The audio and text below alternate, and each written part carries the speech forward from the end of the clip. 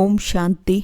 ಮುರುಳಿಯ ದಿನಾಂಕ 1-11-2024. ಪ್ರಾರ್ಥ ಮುರುಳಿ ಬಾಪ್ದಾದ ಮಧುಬನ. ಮಧುರ ಮಕ್ಕಳೇ, ಈ ಸಮಯದಲ್ಲಿ ನಿರಾಕಾರ ತಂದೆಯು ಸಾಕಾರದಲ್ಲಿ ಬಂದು ನಿಮ್ಮ ಶೃಂಗಾರ ಮಾಡುತ್ತಾರೆ, ಒಬ್ಬರೇ ಅಲ್ಲ. ಪ್ರಶ್ನೆ: ನೀವು ಮಕ್ಕಳು ನೆನಪಿನ ಯಾತ್ರೆಯಲ್ಲಿ ಏಕೆ ಕುಳಿತುಕೊಳ್ಳುತ್ತೀರಿ? ಉತ್ತರ: ಏಕೆಂದರೆ ಈ ನೆನಪಿನ ಯಾತ್ರೆಯಿಂದಲೇ ನಮಗೆ ದೀರ್ಘಾಯಸ್ಸು ಸಿಗುತ್ತದೆ ಎಂದು ನಿಮಗೆ ತಿಳಿದಿದೆ. ನಾವು ನಿರೋಗಿಯಾಗುತ್ತೇವೆ. ನೆನಪಿನಿಂದಲೇ ನಮ್ಮ ಪಾಪ ಭಸ್ಮವಾಗುತ್ತದೆ. ನಾವು ಸತ್ಯ ಚಿನ್ನವಾಗುತ್ತೇವೆ. ಆತ್ಮನಲ್ಲಿರುವ ರಜೋ ತಮೋವಿನ ತುಕ್ಕು ಬಿಟ್ಟು ಹೋಗುತ್ತದೆ. ಆತ್ಮವು ಕಂಚನವಾಗಿ ಬಿಡುತ್ತದೆ. ನೆನಪಿನಿಂದಲೇ ನೀವು ಪಾವನ ಪ್ರಪಂಚದ ಮಾಲೀಕರಾಗಿ ಬಿಡುತ್ತೀರಿ. ನಿಮ್ಮ ಶೃಂಗಾರವಾಗುತ್ತದೆ. ನೀವು ಮಕ್ಕಳು ಬಹಳ ಧನವಂತರಾಗುತ್ತೀರಿ. ಈ ನೆನಪೇ ನಿಮ್ಮನ್ನು ಪದಂ ಭಾಗ್ಯಶಾಲಿಯನ್ನಾಗಿ ಮಾಡುತ್ತದೆ. ಓಂ ಶಾಂತಿ. ಆತ್ಮಿಕ ಮಕ್ಕಳಿಗೆ ಆತ್ಮಿಕ ತಂದೆಯು ತಿಳಿಸುತ್ತಿದ್ದಾರೆ, ನೀವು ಇಲ್ಲಿ ಕುಳಿತು ಏನು ಮಾಡುತ್ತೀರಿ?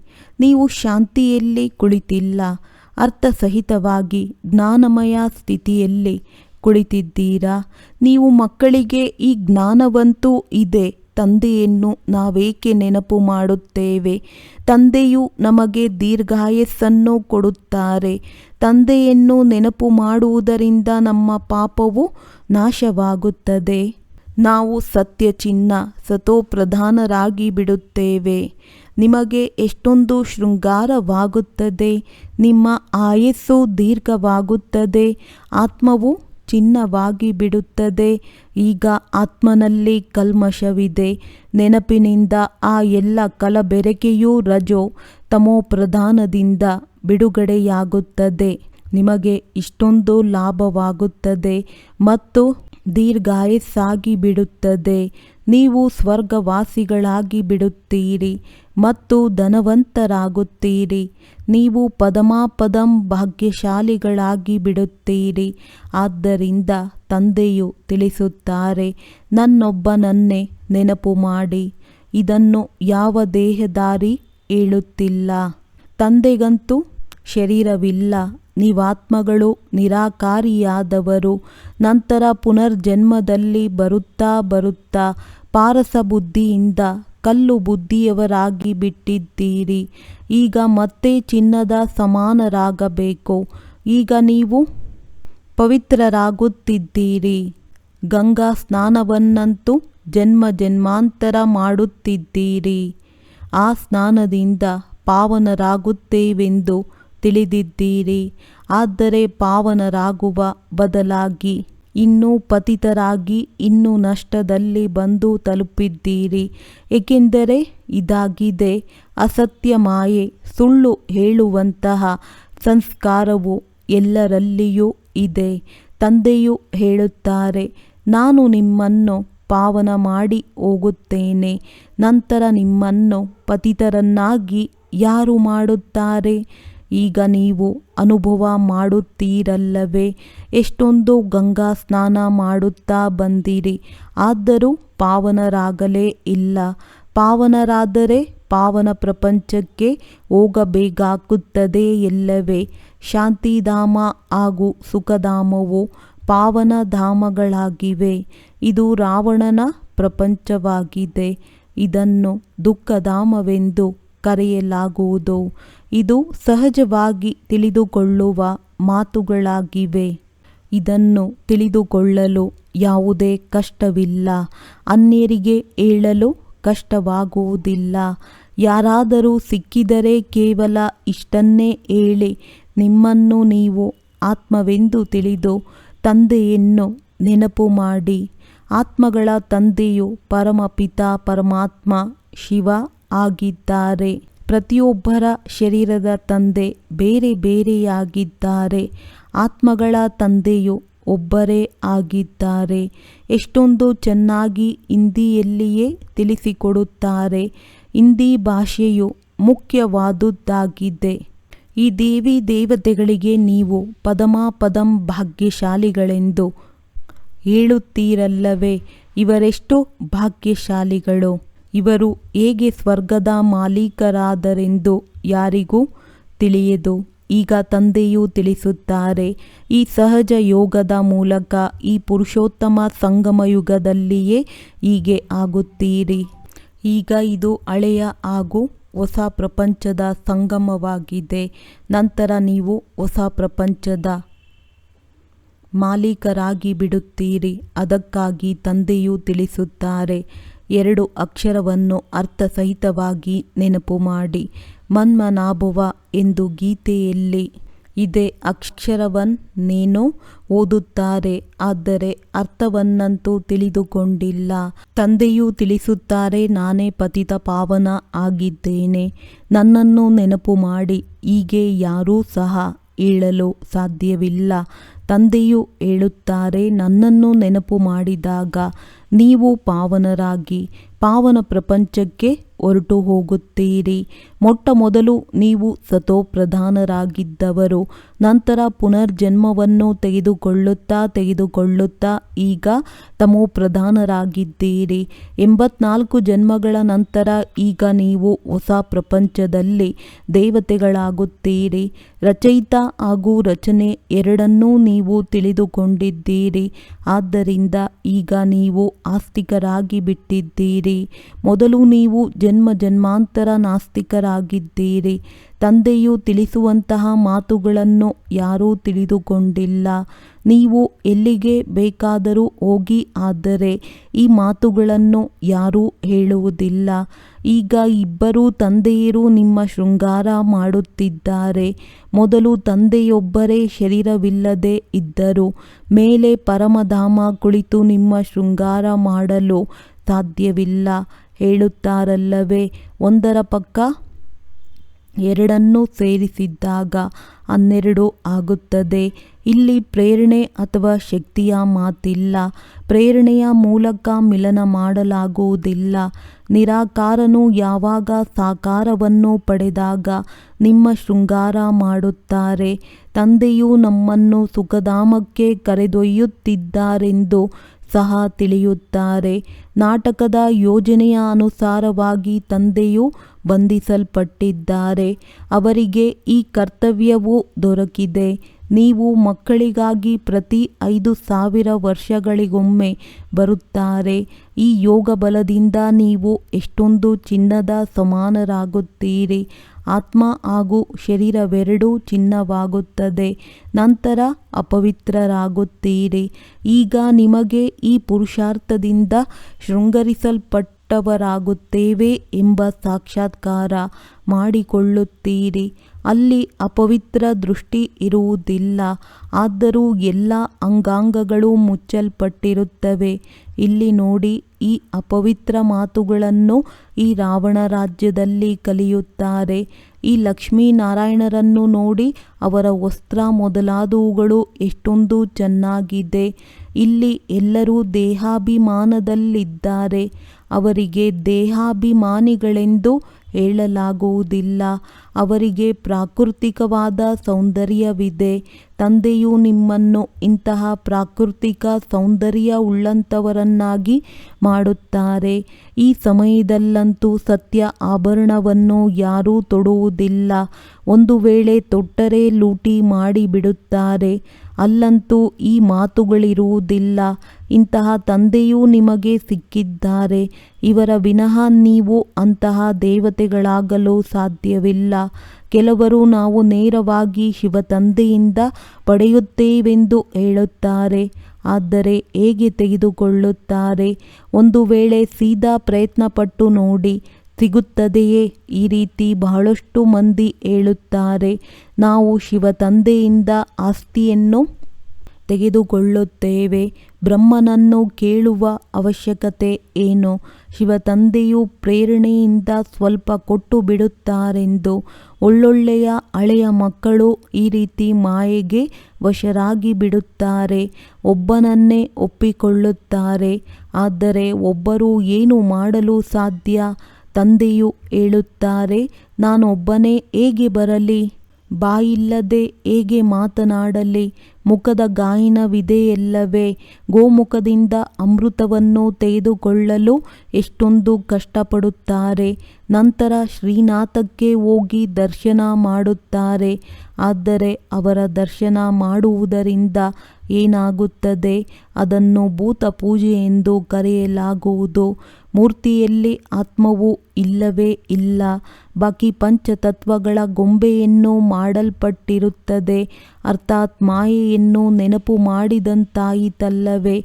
ಪಂಚತತ್ವಗಳು ಪ್ರಕೃತಿಯಲ್ಲವೇ? ಅದನ್ನು ನೆನಪು ಮಾಡಿದರೆ ಏನಾಗುತ್ತದೆ? ಪ್ರಕೃತಿಯ ಆಧಾರವಂತೂ ಎಲ್ಲರಿಗೂ ಇದೆ. ಆದರೆ ಅಲ್ಲಿ ಸತೋ ಪ್ರಧಾನ ಪ್ರಕೃತಿ ಇದೆ, ಇಲ್ಲಿ ತಮೋ ಪ್ರಧಾನ ಪ್ರಕೃತಿ ಇದೆ. ತಂದೆಗೆ ಸತೋ ಪ್ರಧಾನ ಪ್ರಕೃತಿಯನ್ನು ಎಂದಿಗೂ ತೆಗೆದುಕೊಳ್ಳಬೇಕಾಗುವುದಿಲ್ಲ.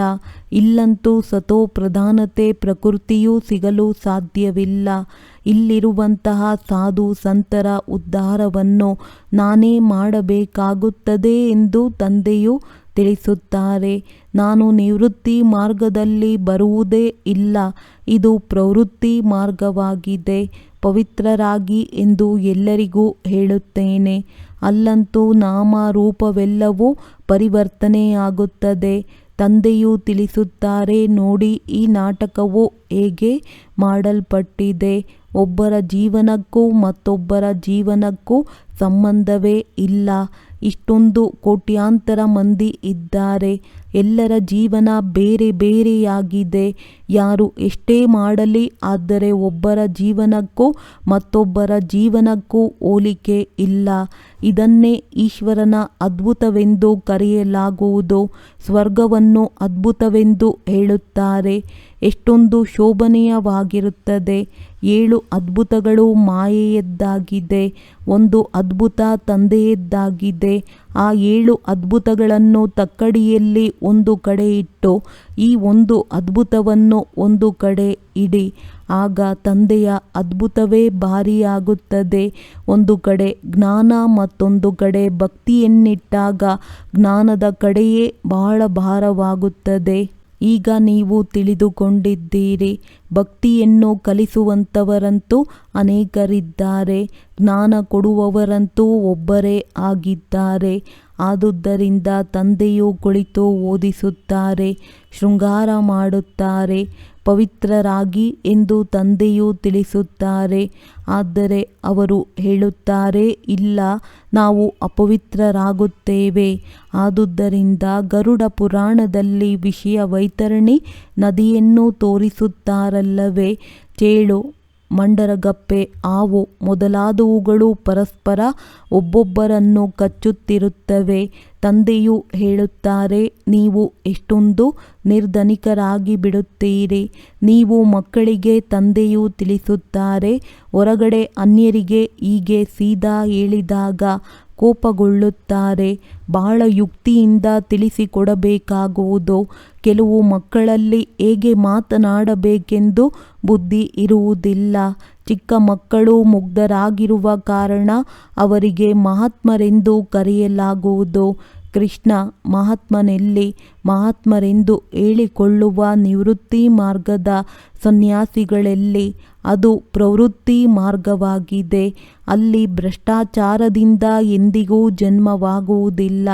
ಅದನ್ನು ಶ್ರೇಷ್ಠಾಚಾರಿ ಎಂದು ಕರೆಯಲಾಗುವುದು. ಈಗ ನೀವು ಶ್ರೇಷ್ಠಾಚಾರಿಗಳಾಗುತ್ತಿದ್ದೀರಿ. ಮಕ್ಕಳಿಗೆ ಗೊತ್ತಿದೆ, ಇಲ್ಲಿ ಬಾಪ್ ದಾದಾ ಇಬ್ಬರೂ ಜೊತೆಯಲ್ಲಿದ್ದಾರೆ ಅಂದಾಗ ಉತ್ತಮವಾದ ಶೃಂಗಾರವನ್ನು ಅಗತ್ಯವಾಗಿ ಮಾಡುತ್ತಾರೆ. ಯಾರು ಮಕ್ಕಳಿಗೆ ಈ ರೀತಿ ಶೃಂಗಾರ ಮಾಡಿದ್ದಾರೆಯೋ ಅವರನ್ನು ಮಿಲನ ಮಾಡಬೇಕೆಂದು ಮನಸ್ಸಾಗುತ್ತದೆಯಲ್ಲವೇ? ಆದುದರಿಂದ ನೀವಿಲ್ಲಿಗೆ ರಿಫ್ರೆಶ್ ಆಗಲು ಬರುತ್ತೀರಿ. ತಂದೆಯ ಬಳಿಗೆ ಬರಲು ಮನಸ್ಸಿಗೆ ಆಕರ್ಷಣೆಯಾಗುತ್ತಿರುತ್ತದೆ. ಯಾರಿಗೆ ನಿಶ್ಚಯವಿರುತ್ತದೆಯೋ ಅವರು, ನೀವು ಹೊಡೆಯಿರಿ ಅಥವಾ ಏನೇ ಮಾಡಿ, ನಿಮ್ಮ ಜೊತೆಯನ್ನು ನಾವು ಬಿಡುವುದಿಲ್ಲವೆಂದು ಹೇಳುತ್ತಾರೆ. ಕೆಲವರಂತೂ ಕಾರಣವಿಲ್ಲದೆ ಬಿಟ್ಟು ಬಿಡುತ್ತಾರೆ. ಇದು ಸಹ ನಾಟಕದಲ್ಲಿ ಆಟವೂ ಮಾಡಲ್ಪಟ್ಟಿದೆ. ತಂದೆಗೆ ವಿಚ್ಛೇದನವನ್ನು ಕೊಟ್ಟು ಬಿಡುತ್ತಾರೆ. ತಂದೆಯೂ ತಿಳಿದಿದ್ದಾರೆ, ಇದು ರಾವಣನ ವಂಶವಾಗಿದೆ. ಕಲ್ಪಕಲ್ಪವೂ ಹೀಗೆಯೇ ಆಗುತ್ತದೆ. ಕೆಲವರು ನಂತರ ಮರಳಿ ಬಂದು ಬಿಡುತ್ತಾರೆ. ತಂದೆಯು ತಿಳಿಸುತ್ತಾರೆ, ಕೈ ಬಿಡುವುದರಿಂದ ಪದವಿಯು ಕಡಿಮೆಯಾಗುತ್ತದೆ. ಸನ್ಮುಖದಲ್ಲಿ ಬಂದು ನಾವು ಇಂತಹ ತಂದೆಯನ್ನು ಎಂದಿಗೂ ಬಿಡುವುದಿಲ್ಲವೆಂದು ಪ್ರತಿಜ್ಞೆ ಮಾಡುತ್ತಾರೆ. ಆದರೆ ಮಾಯಾ ರಾವಣನೇನೂ ಕಡಿಮೆ ಇಲ್ಲ. ತಕ್ಷಣ ತನ್ನ ಕಡೆ ಸೆಳೆದು ಬಿಡುತ್ತಾನೆ.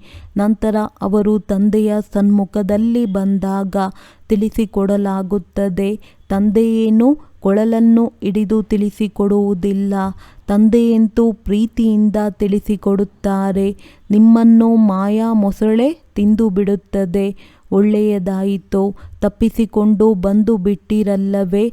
ಮಾಯೆಯ ಗುರಿ ನಾಟಿದರೆ ಪದವಿಯೂ ಕಡಿಮೆಯಾಗುತ್ತದೆ. ಸದಾ ಯಾರು ಏಕರಸವಾಗಿರುತ್ತಾರೆಯೋ ಅವರು ಎಂದಿಗೂ ದೂರವಾಗುವುದಿಲ್ಲ, ಎಂದಿಗೂ ಕೈ ಬಿಡುವುದಿಲ್ಲ. ಇಲ್ಲಿಂದ ತಂದೆಯನ್ನು ಬಿಟ್ಟು ಸತ್ತು ಮಾಯಾ ರಾವಣನವರಾದರೆ ಅವರನ್ನು ಮಾಯೆಯು ಇನ್ನೂ ಹೆಚ್ಚಾಗಿ ತಿಂದು ಬಿಡುತ್ತದೆ. ತಂದೆಯು ತಿಳಿಸುತ್ತಾರೆ, ನಿಮಗೆ ಎಷ್ಟೊಂದು ಶೃಂಗಾರ ಮಾಡುತ್ತೇನೆ, ಉತ್ತಮರಾಗಿ ನಡೆದುಕೊಳ್ಳಿ ಎಂದು ತಿಳಿಸಿಕೊಡಲಾಗುತ್ತದೆ. ಯಾರಿಗೂ ದುಃಖವನ್ನು ಕೊಡಬೇಡಿ. ರಕ್ತದಿಂದಲೂ ಬರೆದುಕೊಡುತ್ತಾರೆ. ನಂತರ ಹೇಗಿದ್ದರೋ ಹಾಗೆಯೇ ಆಗಿಬಿಡುತ್ತಾರೆ. ಮಾಯೆಯು ಬಹಳ ಭಯಂಕರವಾಗಿದೆ. ಕಿವಿ ಮೂಗಿನಿಂದ ಹಿಡಿದುಕೊಂಡು ಬಹಳ ಚಡಪಡಿಸುವಂತೆ ಮಾಡುತ್ತದೆ. ಈಗ ನಿಮಗೆ ಜ್ಞಾನದ ಮೂರನೆಯ ನೇತ್ರವನ್ನು ಕೊಡುತ್ತಿರುವಾಗ ಅಪವಿತ್ರ ದೃಷ್ಟಿ ಎಂದಿಗೂ ಬರಬಾರದಾಗಿದೆ. ವಿಶ್ವದ ಮಾಲೀಕರಾಗಬೇಕೆಂದರೆ ಸ್ವಲ್ಪವಾದರೂ ಕಷ್ಟಪಡಬೇಕಲ್ಲವೇ. ಈಗ ಆತ್ಮ ಮತ್ತು ಶರೀರವೆರಡೂ ತಮೋಪ್ರಧಾನವಾಗಿದೆ, ಕಲಬೆರಕೆಯಾಗಿ ಬಿಟ್ಟಿದೆ. ಈ ಕಲಬೆರಕೆಯು ಭಸ್ಮವಾಗಲು ನನ್ನನ್ನು ನೆನಪು ಮಾಡಿ ಎಂದು ತಂದೆಯು ತಿಳಿಸುತ್ತಾರೆ. ತಂದೆಯನ್ನು ನೆನಪು ಮಾಡುವುದಿಲ್ಲವೆಂದರೆ ನಿಮಗೆ ನಾಚಿಕೆಯಾಗುವುದಿಲ್ಲವೇ? ನೆನಪು ಮಾಡಲಿಲ್ಲವೆಂದರೆ ಮಾಯೆಯ ಭೂತವು ನಿಮ್ಮನ್ನು ನುಂಗಿಬಿಡುತ್ತದೆ. ಈ ರಾವಣ ರಾಜ್ಯದಲ್ಲಿ ನೀವು ಎಷ್ಟೊಂದು ಅಪವಿತ್ರರಾಗಿ ಬಿಟ್ಟಿದ್ದೀರಿ. ಇಲ್ಲಿ ವಿಕಾರದಿಂದ ಜನ್ಮವಾಗದವರು ಒಬ್ಬರೂ ಇಲ್ಲ. ಅಲ್ಲಿ ಈ ವಿಕಾರದ ಹೆಸರೂ ಇರುವುದಿಲ್ಲ, ರಾವಣನೂ ಇರುವುದಿಲ್ಲ. ದ್ವಾಪರದಿಂದ ರಾವಣ ರಾಜ್ಯವು ಬರುತ್ತದೆ. ಒಬ್ಬ ತಂದೆಯೇ ಪಾವನ ಮಾಡುವವರಾಗಿದ್ದಾರೆ. ತಂದೆಯು ಹೇಳುತ್ತಾರೆ, ಮಕ್ಕಳೇ, ಈ ಒಂದು ಜನ್ಮದಲ್ಲಿಯೇ ಪವಿತ್ರರಾಗಬೇಕು. ನಂತರ ವಿಕಾರದ ಮಾತಿರುವುದಿಲ್ಲ. ಅದು ನಿರ್ವಿಕಾರಿ ಪ್ರಪಂಚವಾಗಿದೆ. ನೀವು ತಿಳಿದುಕೊಂಡಿದ್ದೀರಿ, ಇವರು ಪವಿತ್ರ ದೇವಿ ದೇವತೆಗಳಾಗಿದ್ದಂಥವರು. ನಂತರ 84 ಜನ್ಮಗಳನ್ನು ತೆಗೆದುಕೊಳ್ಳುತ್ತಾ ಕೆಳಗಡೆ ಬಂದಿದ್ದಾರೆ. ಈಗ ಪತಿತರಾಗಿರುವ ಕಾರಣ ನಮ್ಮನ್ನು ಈ ಪತಿತ ಪ್ರಪಂಚದಿಂದ ಬಿಡಿಸು ಎಂದು ಕರೆಯುತ್ತಾರೆ. ಈಗ ತಂದೆಯು ಬಂದಿರುವ ಕಾರಣ ಇದು ಪತಿತ ಕೆಲಸವೆಂದು ನಿಮಗೆ ತಿಳಿದಿದೆ. ಮೊದಲು ನೀವು ರಾವಣ ರಾಜ್ಯದಲ್ಲಿದ್ದ ಕಾರಣ ತಿಳಿದುಕೊಂಡಿರಲಿಲ್ಲ. ಈಗ ತಂದೆಯು ತಿಳಿಸುತ್ತಾರೆ, ಸುಖಧಾಮಕ್ಕೆ ಹೋಗಬೇಕೆಂದರೆ ಅಪವಿತ್ರತೆಯನ್ನು ಬಿಡಿ. ನೀವು ಅರ್ಧಕಲ್ಪ ಅಪವಿತ್ರರಾಗಿದ್ದೀರಿ. ಅದೇ ತಲೆಯ ಮೇಲೆ ಬಹಳ ಹೊರೆ ಇದೆ. ಹಾಗೆಯೇ ನೀವು ಬಹಳ ನಿಂದನೆಯನ್ನು ಮಾಡಿದ್ದೀರಿ. ತಂದೆಯನ್ನು ನಿಂದಿಸಿದ್ದರಿಂದ ಇನ್ನೂ ಪಾಪವು ಹೆಚ್ಚಾಯಿತು. ಇದು ಸಹ ನಾಟಕದಲ್ಲಿ ನಿಮ್ಮ ಪಾತ್ರವಾಗಿದೆ. ನಿಮ್ಮ ಆತ್ಮಕ್ಕೂ ಸಹ 84 ಜನ್ಮಗಳ ಪಾತ್ರವು ಸಿಕ್ಕಿದೆ. ಅದನ್ನು ಅಭಿನಯಿಸಬೇಕು. ಪ್ರತಿಯೊಬ್ಬರೂ ತಮ್ಮ ಪಾತ್ರವನ್ನು ಅಭಿನಯಿಸಲೇಬೇಕು. ಮತ್ತೆ ನೀವೇಕೆ ಅಳಬೇಕು? ಸತ್ಯಯುಗದಲ್ಲಿ ಯಾರೂ ಅಳುವುದಿಲ್ಲ. ಆಮೇಲೆ ಜ್ಞಾನದ ದಶೆ ಪೂರ್ಣವಾದ ನಂತರ ಅವರೇ ದುಃಖಿಗಳಾಗುತ್ತಾ ನಿಂದಿಸಲು ಪ್ರಾರಂಭ ಮಾಡುತ್ತಾರೆ. ಮೋಹಜೀತನ ಕಥೆಯನ್ನೂ ಸಹ ನೀವು ಕೇಳಿದ್ದೀರಿ. ಅದು ಒಂದು ಸುಳ್ಳಿನ ಉದಾಹರಣೆಯನ್ನಾಗಿ ಮಾಡಿದ್ದಾರೆ. ಸತ್ಯಯುಗದಲ್ಲಿ ಯಾರಿಗೂ ಅಕಾಲ ಮೃತ್ಯುವಾಗುವುದಿಲ್ಲ. ಮೋಹಜೀತರನ್ನಾಗಿ ಮಾಡುವವರು ಒಬ್ಬ ತಂದೆಯಾಗಿದ್ದಾರೆ. ಪರಮಪಿತ ಪರಮಾತ್ಮನಿಗೆ ನೀವು ಮಕ್ಕಳಾಗುತ್ತೀರಿ. ಅವರು ನಿಮ್ಮನ್ನು ವಿಶ್ವದ ಮಾಲೀಕರನ್ನಾಗಿ ಮಾಡುತ್ತಾರೆ. ತಮ್ಮನ್ನು ತಾವು ಕೇಳಿಕೊಳ್ಳಬೇಕು. ನಾವಾತ್ಮಗಳು ಅವರಿಗೆ ಮಕ್ಕಳಾಗಿದ್ದೇವೆಯೇ? ಅಂತೆಯೇ ಲೌಕಿಕ ವಿದ್ಯೆಯಲ್ಲೇನು ಇಟ್ಟಿದ್ದೀರಿ? ಈ ಸಮಯದಲ್ಲಂತೂ ಪತಿತ ಮನುಷ್ಯರ ಚೆಹರೆಯನ್ನು ನೋಡಬಾರದು. ಮಕ್ಕಳು ಸಹ ಸಂಗಮ ಯುಗದಲ್ಲಿದ್ದೇವೆಂದು ಬುದ್ಧಿಯಿಂದ ತಿಳಿದುಕೊಳ್ಳಬೇಕು. ಒಬ್ಬ ತಂದೆಯನ್ನೇ ನೆನಪು ಮಾಡಬೇಕು ಹಾಗೂ ಎಲ್ಲರನ್ನೂ ನೋಡುತ್ತಿದ್ದರೂ ನೋಡದ ಹಾಗೆ ಇರಬೇಕು. ನಾವು ಹೊಸ ಪ್ರಪಂಚವನ್ನು ನೋಡುತ್ತೇವೆ, ಹೊಸ ಸಂಬಂಧಗಳನ್ನೇ ನೋಡುತ್ತೇವೆ. ಹಳೆಯ ಸಂಬಂಧವನ್ನು ನೋಡುತ್ತಿದ್ದರೂ ನೋಡುವುದಿಲ್ಲ. ಇದೆಲ್ಲವೂ ಭಸ್ಮವಾಗುವುದಾಗಿದೆ. ನಾವು ಒಂಟಿಯಾಗಿ ಬಂದಿದ್ದೇವೆ, ನಂತರ ಒಂಟಿಯಾಗಿಯೇ ಹೋಗುತ್ತೇವೆ. ತಂದೆಯು ಒಮ್ಮೆಯೇ ಬಂದು ಜೊತೆಯಲ್ಲಿ ಕರೆದುಕೊಂಡು ಹೋಗುತ್ತಾರೆ. ಇದನ್ನು ಶಿವನ ಒಡ್ಡೋಲಗವೆಂದು ಕರೆಯಲಾಗುವುದು. ಎಲ್ಲರೂ ಶಿವ ತಂದೆಗೆ ಮಕ್ಕಳಾಗಿದ್ದಾರೆ. ವಿಶ್ವದ ರಾಜ್ಯ ಭಾಗ್ಯವನ್ನು ಕೊಡುತ್ತಾರೆ. ಮನುಷ್ಯರಿಂದ ದೇವತೆಯನ್ನಾಗಿ ಮಾಡುತ್ತಾರೆ. ಮೊದಲು ವಿಷವನ್ನು ಕುಡಿಯುತ್ತಿದ್ದೀರಿ, ಈಗ ಅಮೃತವನ್ನು ಕುಡಿಯಬೇಕು. ಒಳ್ಳೆಯದು.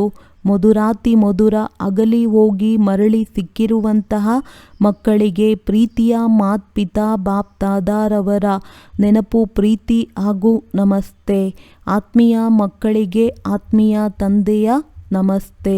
ಧಾರಣೆಗಾಗಿ ಮುಖ್ಯ ಸಾರ: ಸ್ವಯಂವನ್ನು ಸಂಗಮಯುಗಿ ನಿವಾಸಿ ಎಂದು ತಿಳಿದು ನಡೆಯಬೇಕು.